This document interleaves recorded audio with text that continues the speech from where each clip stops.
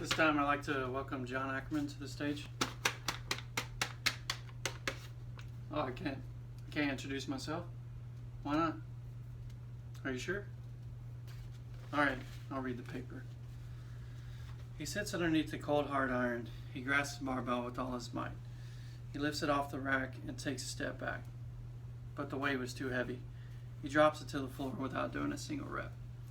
10 minutes later, he comes back inside and squats the same weight 8 times without hesitation. Did this man get any stronger in those 10 minutes? What enabled him to do the weight and have the guts to try it again? Vision. He visualized himself as a bodybuilding champion several months ago. Once he had the vision, he knew that this was just another step in turning that vision into a reality. For us to succeed in the rest of our lives, we must have a few things. Vision is number one and the most important. If you cannot visualize yourself getting a good grade in a class or doing well at work, then it will never come true. Vision gives us the purpose. If you're neck deep in schoolwork and you're wondering why you are going into debt and stretching yourself out, just pause and take a step back. Remember what made you start school in the first place. For some of us, we may just want to become the next president. Some of us may want to provide for our families, or some of us may just want to find out the best version of ourselves. This is the purpose. What is your purpose for starting school? For the calm summer class of 2020, hello everyone. I would like to thank all of you for tuning in and listening to this. It has been a long, short, and hectic semester.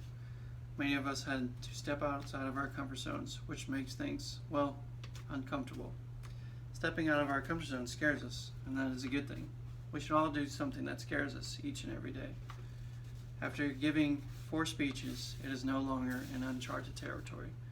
Public speaking is now comfortable, or at least we tell ourselves that. For the summer class of 2020, or 2200, we must have vision, purpose, and determination, and we can never be afraid of failure. For example, I know not everyone got 100 on all their speeches, but did we give up and quit? No. We tested, we failed, and learned from our mistakes. If you think about it, our entire lives are like a speech class. We test ourselves, we fail, and then we learn from our mistakes. Adapt and overcome. Never be afraid to fail. Arnold Schwarzenegger once said, I was never afraid of failing in the gym because I knew every rep and every failure got me one step closer to achieving my ultimate goal of becoming an Olympic champion. There are two types of people in this world. Everyone fails. It's just part of life. First person fails and says it's too hard or it's impossible and gives up. Second person does whatever it takes to come out on top. They do not care how much sleep they lose to get the best grade or how much overtime they must work in order to pay for school.